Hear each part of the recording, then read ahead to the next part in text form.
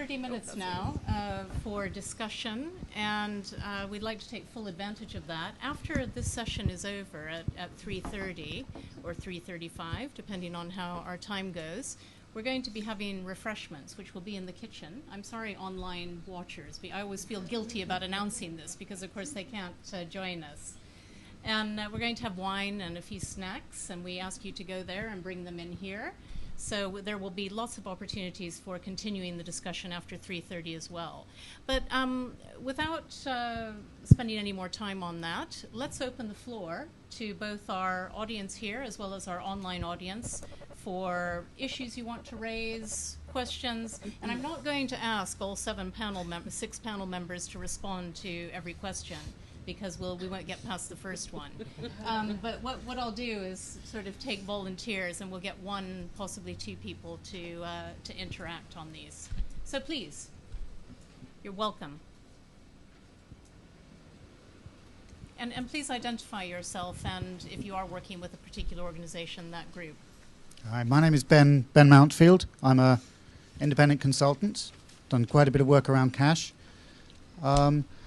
A couple of the speakers have identified that cash programming is regularly expected to deliver a higher quality of monitoring, a deeper monitoring, and very much often an outputs or outcomes-based monitoring rather than just an activity monitoring.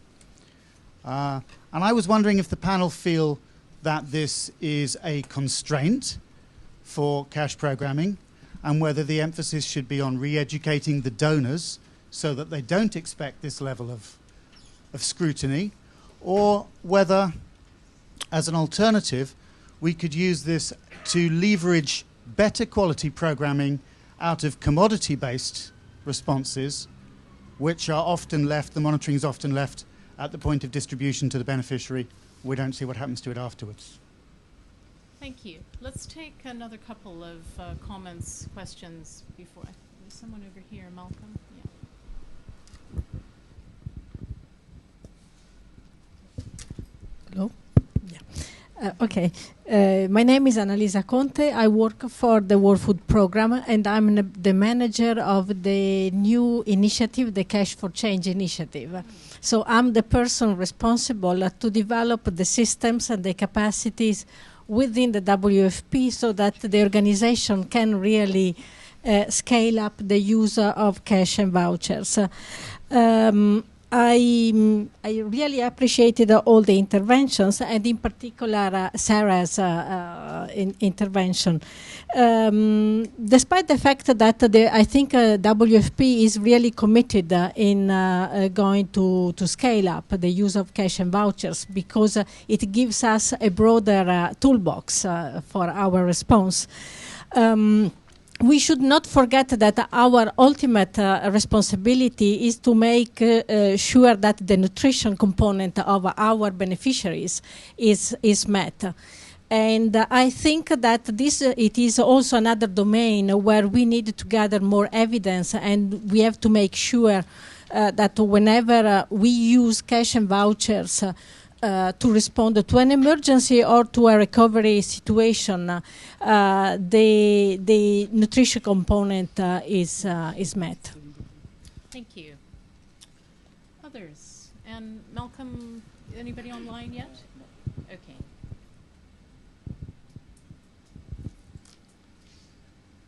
Oh, I can't believe that. Okay. Hi, Larissa Pelham, independent consultant focusing on social protection and safety nets and cash transfers. The sort of brief bit of research that I've done into it, one of the things I found very, very difficult, and I apologise if you brought this up in the review, and you probably definitely did, so I'm afraid I haven't read it, but was an absolute lack of documentation of any of the past emergency cash transfers. I mean, it was very, very difficult to find out, to sort of generalise about what types of cash transfers should be given at what levels, under what circumstances. And I wondered if you had any thoughts on that and whether that's something you've already covered in this. Thank you. Anybody else in this round? One more. Yeah. And then we'll have panelists respond. Thank you very much. My question would be more on. Sorry, could you just tell everyone who you, Yes, I know who you are, I'm Hussein Mursal with Save the Children. I work for the Newborn and Child Survival Program, which has some interest in cash program lending. Yeah, my question would be more on the first point, which was raised about the best practice, and I know that in humanitarian now we are in a better position to come up with a kind of a standard where we can ask all humanitarian agencies, UN and donors to buy in. So is there any kind of a forum which is working on that, a sphere like a standard, which will address most of the questions which also Sarah was raising in separating the need from the mandate of organizations and the accountability it's linked with? And my second question would be, I heard a lot about what the donors' perspective are, and I could also see a lot of NGOs have got policies on what to do. I would be interested if anybody looked into the recipient governments, this new dynamism and enthusiasm. What is their position? Are they very enthusiastic, skeptical, or other feelings? Thank you. Thank you. Okay, let's start with those, and I'll just cast my eye down the long table here and see who would like to start off. Paul? Well, I'll chip in. Ben, the latter is what I'd argue, that we shouldn't have lower quality monitoring of cash but higher quality monitoring of other forms of programming. And Lisa, yes, I think the point Sarah's making is important. You ideally, cash is flexible, so you could provide cash that has multiple objectives, that aims at meeting people's need for support to livelihoods, nutrition, food, shelter, and a range of things. And that might involve coordination between WFP, UNHCR, UNICEF, and someone else. That doesn't mean, as WFP, that you forget about the nutrition component of that. You'd still want to monitor very carefully what part of that food was being spent on nutritional outcomes and whether or not it was working. But it shouldn't stop you from providing cash for a multitude of objectives, and that requires you to coordinate. I'm sorry, I didn't catch your name. What level and certs? Yeah, I mean, I hope we address that in the good practice review in terms of how you decide when cash is appropriate. How you decide how much money to give people is one of those. It's very difficult to give generic guidance about. It just is always context specific. You're saying, I mean, cash hopefully has now been incorporated into the new sphere guidelines. Probably better in some chapters than other, but in theory across the different chapters. And I think that's the appropriate place for it, rather than trying to have separate standards. It's fantastic that it has been incorporated into the revised sphere standards. And your point about governments is absolutely critical, I think. That's where much of the real dynamism around this hopefully will come, and where aid agencies need to focus in thinking about their relationship with governments, trying to embed sort of advocacy for cash when it's appropriate into government systems. And of course, governments have hugely different views depending on who they are. Some are willing to embrace it and some not. And part of that's where the work lies. Thanks. Sarah? Yeah, and then, just to add on the nutrition question, we're actually undertaking a separate review for the German government that's looking at the question of the nutritional impact of cash transfers in emergencies. And what we're already finding is that is a really difficult question to answer. Understanding the nutritional impact of food aid in emergencies is a difficult question to answer as well.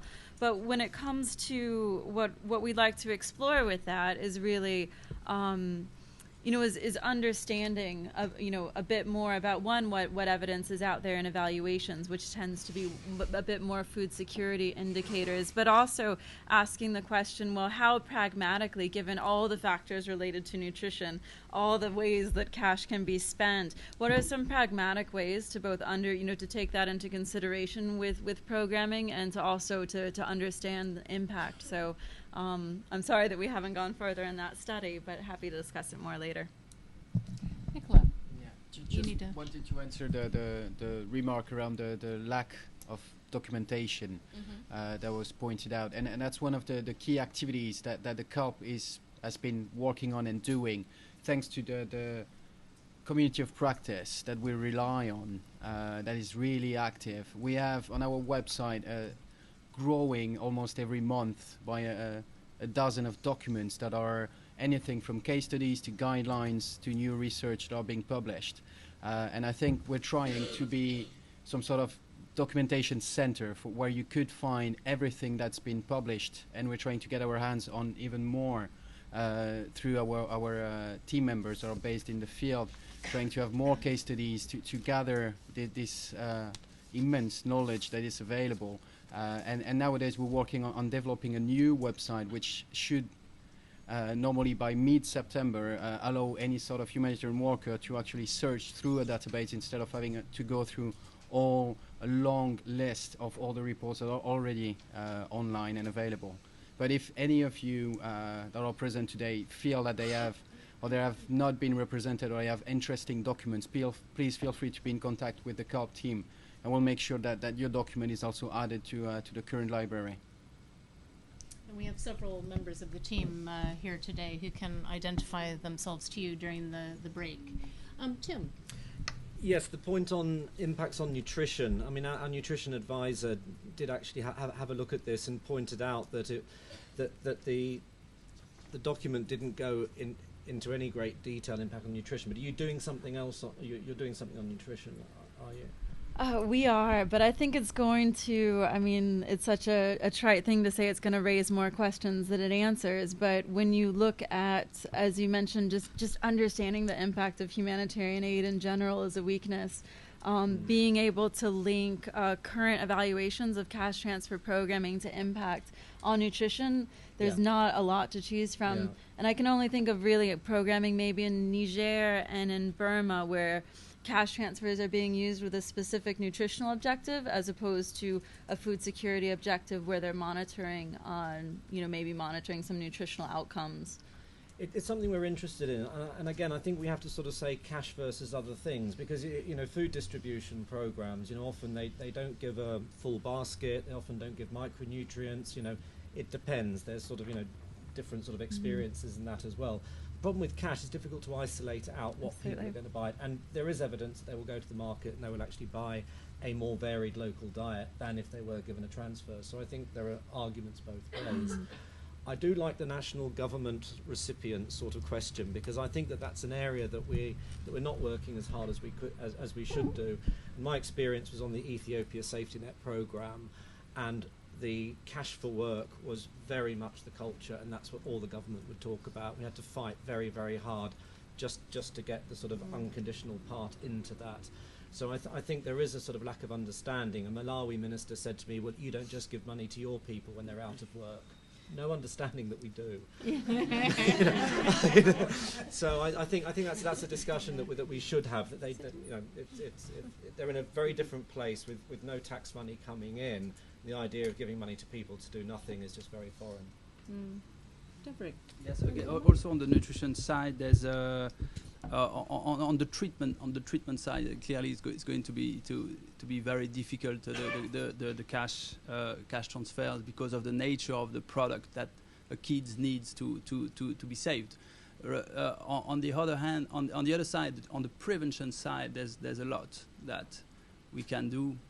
And the fresh food voucher, for example, is one good example where you attach to the voucher a commodity that provide a voucher that will provide the necessary items for the kids. And there's been some example in some refugee camp. Some organization, I think it's ICF, has worked on this one in Dadaab, for example, in collaboration with the other organization working on treatment, and that worked pretty well, actually. Still some room for improvement and surveys to be done in the subject. But I do also agree that the nutrition component is an important part, not to forget. But I in the prevention side, pretty much, I think we can have an impact. On the question about the forum and cash transfers, there's already a couple of forums existing. I was thinking you would mention this one, Nicolas, but there's this D group working and it's quite active. There's a couple of members, and there's a lot of exchanges going on, and again here everybody's welcome to join this forum. While your question specifically to the donors, I think we are inclined to this also, to potentially develop some in the future some kind of specific forum. In the same time, there's been a couple of events those last few years, and we are trying to be there all the time, to be present. The last one was this big donor conference in Boston, where I was not there, but I've heard that cash was very well discussed and interested by, it was quite well exchanged, a subject very quite high in the agenda of everybody. There's a couple of other events upcoming this year, and we will make sure we are here as donors also to advocate for the use of cash transfer when applicable.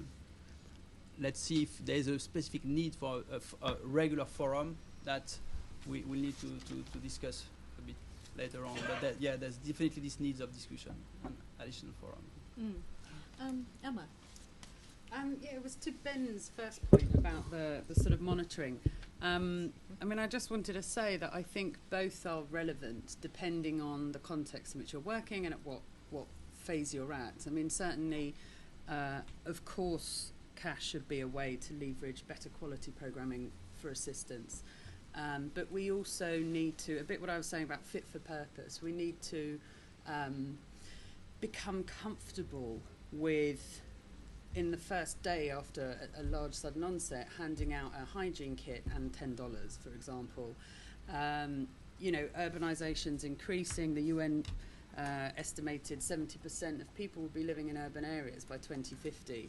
So certainly that, plus more of the preparedness work, means that certainly slow onsets are different. Of course, you can have time, but in large sudden onset disasters, I think we do have to become comfortable in an initial response that is blanket, it's rough and ready, but it's scalable and out there. Of course, we need to talk the language of the relief dudes in the first few days, and for that, they don't want to hear too much about lengthy analysis. We just need to do something. So I think both are relevant, just at different times. Mm-hmm. Okay, before we move on to the next round of questions, I just wanted to let you know that CALP actually has a table over here with a whole range of resources that are available for you to look at and to take away. So please do have a look at that after the session. We've also got copies of the GPR outside here on the table, as well as other HPN and HPG resources. And CALP and HPN are in the process of translating this with funding from ECHO and HPN into Spanish and French. So the French and Spanish hard copies will be available around mid-October, and it should be online before then. Right.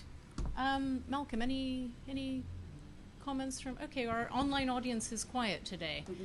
Any other? Oh, we've got someone. Yes, it's Friday afternoon. That's true. That's why we're having wine today.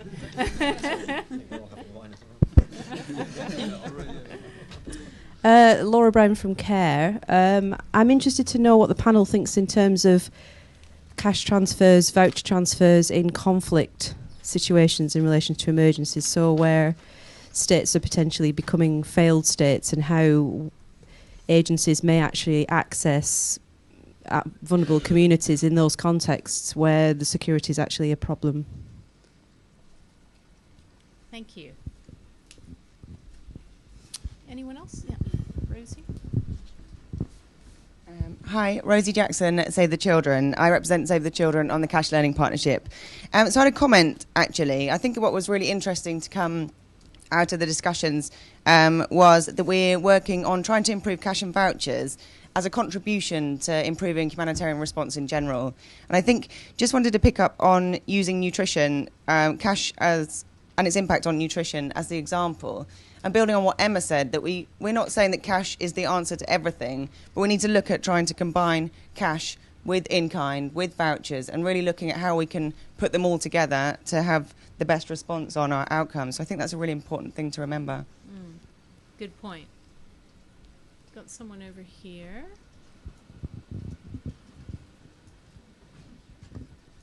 My name is Nicola. I'm a master's student studying humanitarian action. I was mentioned briefly about the issue of visibility with cash transfers. I'm just wondering to what extent the panel thinks that that is maybe inhibiting progress in this area, particularly. Okay, thank you. Hello, my name is Cristina Ruiz. I'm with Christian Aid. I'm currently Emergency Humanitarian Manager for West Africa. So I'm based in Burkina Faso. In fact, I'm just visiting. I would like to say, well, it's extremely interesting, all the speakers. I like a lot the way Sarah said the need to change the culture and challenge our own ways of doing. But I think it's very specific on the unconditional cash transfer. I mean, I was quite successful, and Christian Aid work with local partners, so there's a level of conviction you need to put to convince local partners about use of cash. But I think the problem is when it's unconditional. I mean, everything what is conditional is fine. It's a different way to deliver food. You tell them, okay, I give you this money, but you still have to buy food because that's what I think you need. So I think the big shift in mentality is to start looking at, people expressing their own needs rather than us kind of coming and doing our own need assessment and telling them what they need. I think that is the big kind of shift. Thank you. Shall we take one more and then ask our panel to respond, because time is running. Anyone else? We don't have to take one more, actually, if there isn't one. Sorry? Of course, yeah. Did you want to say... Would just be to ask, there's been evidence of a growth in cash-based programming. Is that restricted to conditional grants and vouchers where there's a higher level of control, or is there a parallel growth in unconditional grants in sudden onset emergencies, or is that not keeping pace? Okay, and then because Nupur, did you have a comment or question? I saw a sort of... Yeah, I was a bit tentative. I wasn't sure whether I wanted to ask this question. Now you're forced into it, so... I mean, it's not really a question for the panelist here, really, but it's a general comment, rather, about the transformational aspects and the impact that cash transfers can actually have on the social dynamics in communities. And there is actually a lot of work which is now emerging from various researchers. I'm not sure whether that's captured within this GPR, whether that was within the remit. But that's another dimension which I think we need to keep in mind and not really be cash evangelists, as Tim used the term. But yeah, just keeping that in mind, and maybe having some kind of a discussion around that in this group here might help. Thank you. Okay, unless anyone has a burning issue or question they want to raise, I think we'll go back to our panelists. Emma, as you were last time, would you like to go first? Are there any that you'd like to comment on? Probably the visibility one, because I think I mentioned that. I think for stakeholders at national level, a range of stakeholders, there's a clear expectation or common practice that you get a lot of visibility from the planes coming in, from the NFIs, from the kits going out. And I think that we need to appreciate that. And I don't think it's going to inhibit progress. I think it's actually about discussing and sharing experience of how visibility can be inbuilt into a cash-based program, because after all, cash is just a mechanism. So the objectives are still the same. I think it can be managed, there can be visibility at distribution points, visibility on community feedback boards, case studies and communications work. So I don't think it's an inhibitor, but I think that we need to recognise that that's an important thing for many stakeholders in their national context to be seen to be very active, and so I think we can manage it. Right. Paul, have you got any comments on this? The conflict in cash. I mean, cash has been delivered in conflict contexts and evaluated as having been done that successfully. I think the point here is to compare it to what else is possible. You know, delivering anything, whether it's cash or food or buckets in a conflict, is difficult. And the question is balancing the risks with the humanitarian imperative to do something. And cash needs to be held to the same standards as other forms of assistance in making those calculations. The combinations, getting combinations of cash and in-kind assistance, I think Rosie's point, yes, I absolutely agree with. And whenever you're delivering in-kind assistance, it would be so easy to add a small amount of cash to it, and potentially so useful to do it, that I think there's great scope for thinking more about doing that. Point about visibility. I mean, I think yes, probably it does sometimes lead to reluctance around cash, but I don't think it's a major or unmanageable issue, as Emma was saying. I think in some contexts, the more bigger inhibitor is the vested interests around in-kind assistance. Systems that have been in place for years and that some people are making a lot of money out of are going to be hard to shift, particularly when there's corrupt abuse going on. The point about unconditionality, yes, that's where attitudinal change is particularly interesting but difficult. And Nupa's point is not much discussed in the GPR. It's one where the evidence base is weak and also difficult to get at. So it's an old cop out, but it's clearly an area where sort of more thinking research is needed, and where there is a need for care in terms of thinking about when cash is appropriate. Thanks, Deborah, and then Tim. Yeah. Briefly, also, we have been funding some operation in conflict areas and distributing cash in a highly unstable context, and nothing showed that it was not appropriate at all. It was conducive. It worked. Monitoring showed that it was okay. It was the appropriate way to intervene, and there's been a couple of contexts such as Somalia, the OPT, Gaza, Yemen, where there's been some conflict going on and some cash also distributed in those areas, and it was okay. It worked. So no particular things against implementing cash transfer programming in conflict areas so far. Just a point on the evidence of growth in cash transfer programming.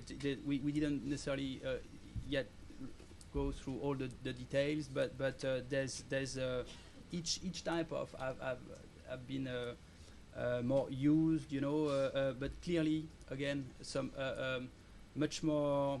We think that the progress been much more important in vouchers use rather than unconditional. Maybe because that's one of the rule we have still within the commission with the ceiling of 100,000 for unconditional cash. That might change one of these in the future, but clearly here still some margin of development for unconditional cash. It's been the most common type remains the cash for work and voucher. Clearly, but recently some progression in terms of vouchers, which is good. It's encouraging because you can attach again or a commodity or monetary value, and which is also leaves some kind of flexibility. But again, from our side, some room for improvement in the use of unconditional cash. Thank you, Tim. Just as far as cash in conflict, I mean, cash is easier to hide. It's not as visible to the recipients. So it's often, rather than walking into the bush with a large bag on your head, you just put it into your pocket and wander away.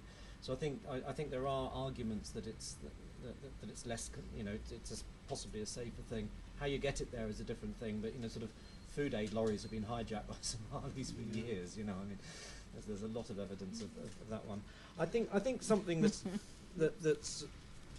my take home from this is the combining cash and in-kind assistance. And I'm thinking about Pakistan, where there was really different sort of levels of quality of a shelter, just sort of what NGOs did in shelter, and some examples were very expensive, not very good quality. Some were very cheap and very high quality.